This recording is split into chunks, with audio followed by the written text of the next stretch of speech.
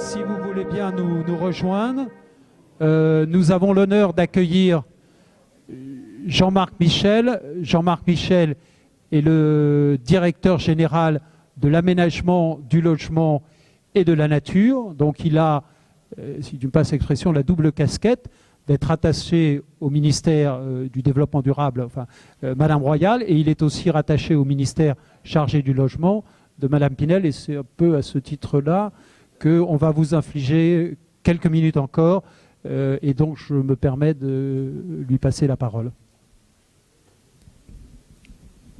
Merci. Mesdames, Messieurs, bonjour. Cher Georges-Henri, un moment un peu solennel qui rejoint d'autres solennités qui se sont passées par cette inauguration. Et puis, puisque les honneurs vont te rejoindre à cause de ton grand mérite, laissez-moi dire quelques mots auparavant qui vont rappeler un brin de carrière et un brin de motivation de cette demande de reconnaissance dans le rang d'officier de l'Ordre national du mérite qu'a faite Madame la ministre en charge du logement, de l'urbanisme, de l'hébergement, Madame Sylvia Pinel. Oui, la Direction générale Aménagement, Logement, Nature a dans ses responsabilités d'être à la fois porteuse de politiques publiques en direction des ressources naturelles, en direction du logement, en direction de l'aménagement, en direction aussi de sujets qui font le quotidien de nos concitoyens.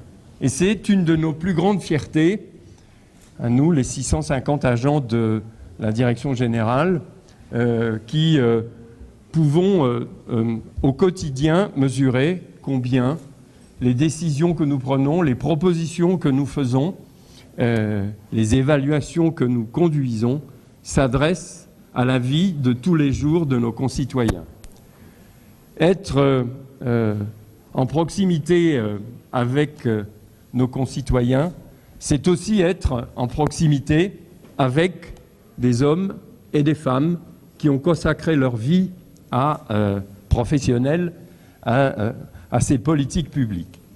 Et en tant que forestier, responsable de l'aménagement et du logement, dans des maisons qui ne pensaient pas forcément à mettre le bois en tête et sous un maillot jaune, eh bien, en tant que forestier, je suis très heureux et très honoré de rejoindre Georges-Henri à sa demande pour ce moment d'honneur. Voilà bien quelqu'un qui, sans jeu de mots, a la fibre. La fibre ligneuse, disons. Hein. Tu as dû tomber dedans quelque part dans ces forêts du Jura. Tu as dû souhaiter y rester dès ta sortie de l'école. Mais finalement, la fibre ligneuse sur pied ne te suffisait plus.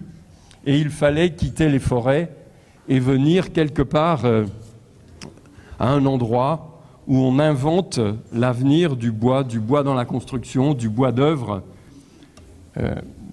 Cette fibre que tu as développée par un parcours professionnel que tu vas nous résumer aussi, sur lequel je n'insiste pas, tout dédié à la forêt et au bois, cette fibre-là, elle t'a amené aussi à être un des acteurs puissants d'un certain COMOP du Grenelle. Tu as vécu cette aventure du Grenelle comme d'autres, la gouvernance à 5, comme l'appelait Jean-Louis Borloo. C'est une manière aussi de décloisonner, c'est une manière aussi, donnez-vous la peine, de conduire un avenir meilleur pour nos 15 millions d'hectares, de nos 15 millions d'hectares forestiers, et peut-être aussi pour inventer des solutions de première et de deuxième transformation pour nos entreprises. Merci à vous, chers visiteurs, de rejoindre ce moment de convivialité et de solennité. Et puis, au-delà de cette fibre qui ne t'a jamais lâché, de cette envie de créer du lien entre les hommes, de créer du lien entre les structures, entre les savoirs techniques et la représentation que peuvent avoir les professionnels de leur métier ou de leurs produits, tu as été un des artisans de cette montée en puissance de la certification. Certifier les produits de construction, donnez-vous la peine, faire en sorte que, cher Georges-Henri, le bois ne soit pas un oublié de cette innovation et de cette relance de la construction. Pour cela, tu as souhaité aussi et tu as accompagné une étape importante du CTBA, cette destination Bordeaux à laquelle tu as contribué avec un certain nombre de personnels de cette maison. Ce n'était pas une aventure facile, vécue comme une délocalisation, mais en même temps vécue comme une opération de management et d'installation dans des mètres carrés nouveaux, dans un contexte nouveau. Était-ce le pain maritime qui, encore une fois, attirait notre capacité de recherche et d'innovation vers le sud-ouest? Était-ce cette force d'attraction-là, cette organisation des propriétaires forestiers qui savaient tenir tête à l'État et conduire leur propre destinée, ou bien était-ce aussi une première vision d'organisation d'une autre France avec un partage des cercles d'innovation ailleurs qu'à Paris? Alors, pour ces éléments qui sont des éléments forts de ta vie professionnelle, pour ceux que tu vas nous décrire maintenant et pour toute cette manière aussi que tu as eue tout au long de ta carrière de t'investir dans la vie du corps auquel tu appartiens, au point d'en présider le syndicat au moins 6 ans, et peut-être même record que peu de syndicalistes peuvent pouvoir réclamer ou même dire détenir, une présence en commission administrative paritaire du corps qui est pas loin des 30 ans. Excusez du peu, ça a démarré en 86, je crois bien, et ça dure encore aussi long qu'une fibre ligneuse. Voilà quelqu'un qui sait tout sur les YF depuis 1986. Il les a sans doute tous vus passer en mutation, en promotion.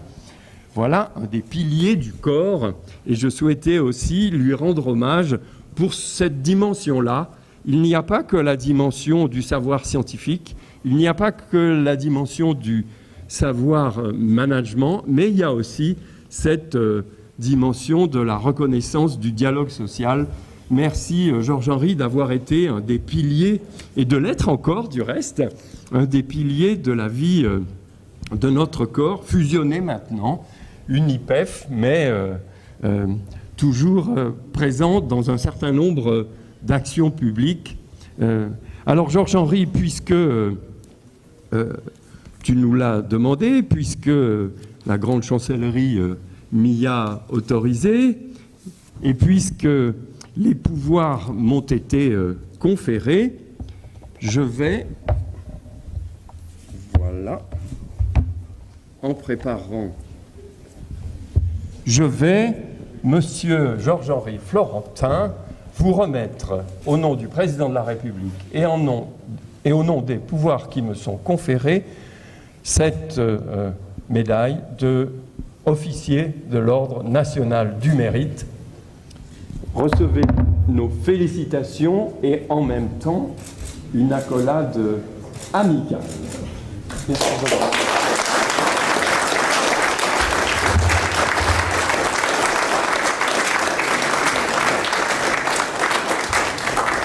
Bien. Je mesure le fait que c'est le 4e discours que vous subissez aujourd'hui. Donc, mesdames et messieurs, je ne détaillerai pas vos titres, tous plus éminents que les uns que les autres. Jean-Claude, tu l'as fait tout à l'heure. Ce speech durera 7 minutes. Un centre technique industriel, c'est précis, donc je ne les dépasserai pas. Monsieur le directeur général, accepte tout d'abord mes bien sincères remerciements d'avoir accepté, d'une part, de me remettre cette médaille, d'autre part, de prononcer les mots très amicaux que tu as prononcés. Et sache que tu fais partie aussi des exemples qui m'ont certainement guidé dans ma carrière. Sois gentil de transmettre ces remerciements à Madame la ministre Pinel. Elle a été empêchée de participer à notre colloque sur l'habitat social avant-hier à Bordeaux. Il y avait 220 personnes et presque tous les offices HLM de France qui étaient présents. Elle a un agenda bien trop chargé.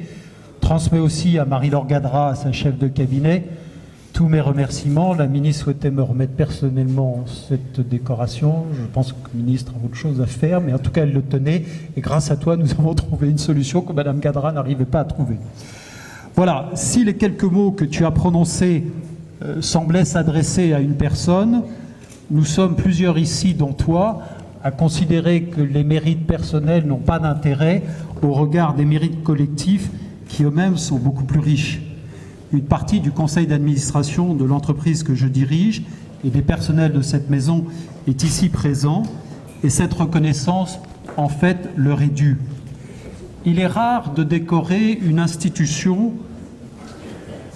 et si j'en avais la possibilité, très personnellement, cette médaille, je l'accrocherais plus volontiers au logo de notre entreprise, car ce sont les hommes et les femmes qui constituent notre maison, qui sont au service des professions et du développement durable, qui méritent cette reconnaissance. Oui, notre pôle construction de Bordeaux, ces 13 000 m² que tu as décrits tout à l'heure, a été et demeure une belle aventure. Un certain nombre de mes collègues de cette aventure sont présents ici. Ces laboratoires, ces ingénieurs, ces chercheurs, avec nos partenaires professionnels en premier lieu, ont contribué à développer les parts de marché du bois dans la construction. Oui, les 10 400 m² avec du bois que nous venons d'inaugurer aujourd'hui à Champs-sur-Marne seront aussi un booster pour nos entreprises, pour le développement de nos secteurs, de l'économie et de l'emploi dans notre pays. Donc, ce qui est célébré ce soir, le terme d'honoris causa n'étant pas approprié, c'est une espèce de validation des acquis d'expérience, ce qu'on appelle une VAO. Je voudrais donc faire un flashback sur, comme dit la chanson, quelques-unes des meilleures années de ma vie, une mise au point sur les hommes et les femmes qui ont permis à un forestier de devenir petit charpentier un peu par effraction. Et nous suivons pour cela nos exigences essentielles. Exigences essentielles dans la construction, ces deux mots sont déjà tout un programme. Pour la mécanique et la stabilité, d'abord, je citerai mon père. Il portait dans son cœur et à l'annulaire le beau symbole de la tour.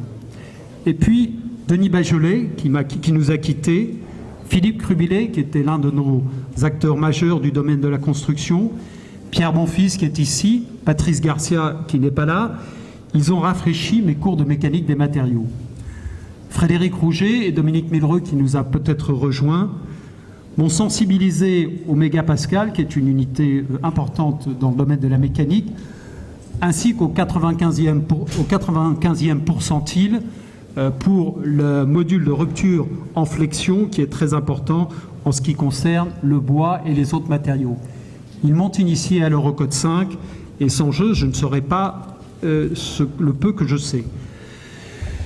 Quel grand moment fut pour nous aussi quand, il y a près de 20 ans maintenant, nous avons cassé un pylône, le pylône qui s'appelait Corolle, conçu par Martin Zekeli, designé et construit avec les établissements Vassrock.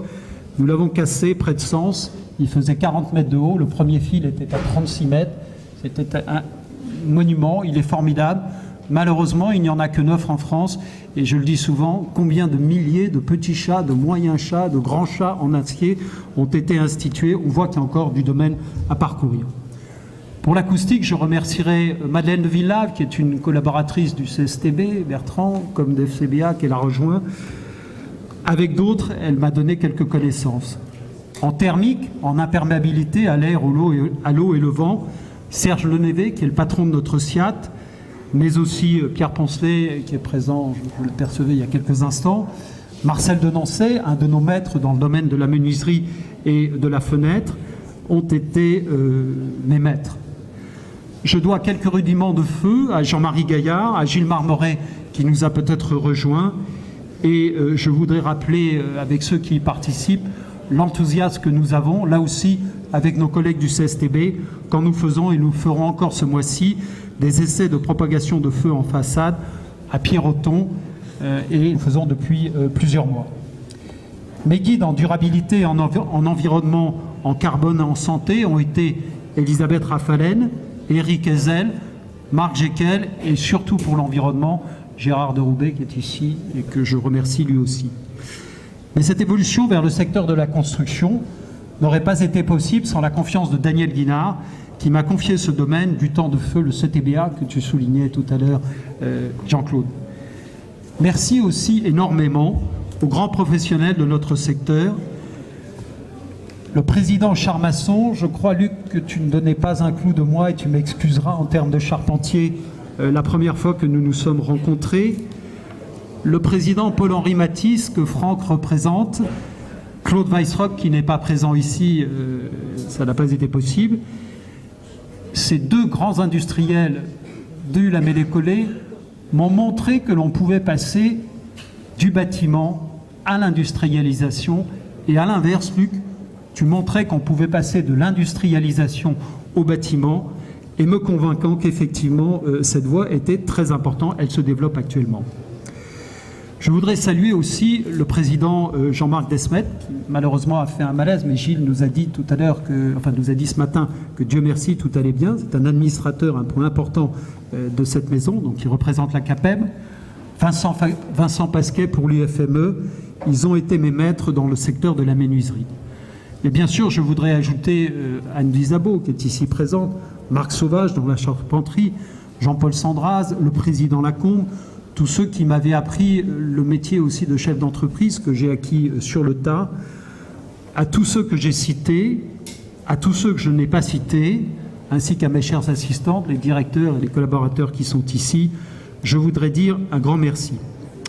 Pour autant, le bâtiment, ce ne sont pas seulement des exigences, des DTU, des avis techniques, des innovations, comme me l'ont appris Bertrand Delcambre qui est ici, Alain Mogard, même Marc Lebrun, mon ami du béton. Le bâtiment, c'est aussi une culture particulière, empreinte de valeurs chaudes.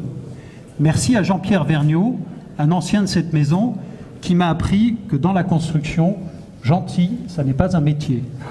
Mais merci aussi en complément au compagnon Blanc-Potard, que j'ai connu dans mon Jura il y a plus de 35 années, et tu dois t'en souvenir, Joseph. Il n'a jamais signé un contrat de sa vie et pourtant réalisé dans notre région tant de clochers à l'impériale. Et il disait, si tu ne crois pas en la parole de Blanc-Potard, ça n'est pas la peine de travailler avec lui. Un clin d'œil pour tous les amis architectes, Michel Canac, notre architecte ici, Alain Loisier, Philippe Pascal qui ont construit Bordeaux, Jean-Marie Dutilleul qui ne nous a peut-être pas rejoints, Boucher, les deux Schweitzer, le père Roland et la fille, et puis aussi à Nicolas Normier qui devait nous rejoindre. Il m'a associé avec d'autres au projet de la Tour de la Terre et je peux dire que oui, le rêve est une part importante de notre secteur. Voilà mon cher Jean-Marc, en te remerciant encore, permets-moi, avec Luc qui y tient, avec Jean-Claude, mon président actuel, de souhaiter qu'en complément du ministère de l'Agriculture et du ministère de l'Industrie, ton ministère continue de soutenir, comme tu l'as fait, les actions de notre filière et les projets de grande hauteur que Franck et Dominique Weber représentent ici, et bien sûr notre maison. Enfin, et pour finir, je voudrais boucler la boucle et revenir de l'apprenti charpentier au forestier, en rappelant l'importance de la production, certains des administrateurs, et Jean-Claude, tu le disais encore aujourd'hui, l'importance de la production du bois et l'importance de l'espoir dans le futur. Je rappellerai donc, cher Jean-Marc, notre ancien, Jean de La Fontaine, on oublie souvent qu'il était maître des eaux et forêts, en citant sa fable, Le vieillard et les trois jeunes hommes. J'imagine que tout le monde la connaît ici et qu'on va pouvoir la réciter ensemble. Et vous vous souvenez qu'il commence comme ça, un octogénaire plantait. Passe encore de bâtir, mais planter à cet âge, disait trois Jouvenceaux, enfants du voisinage. Et l'ancien répondit, eh bien, défendez-vous aux sages, de se donner des soins pour le plaisir d'autrui? C'est une assez jolie interrogation pour notre filière et pour cette belle maison qui aura 63 ans en 2015. Et je te présente mes respects, mon cher camarade.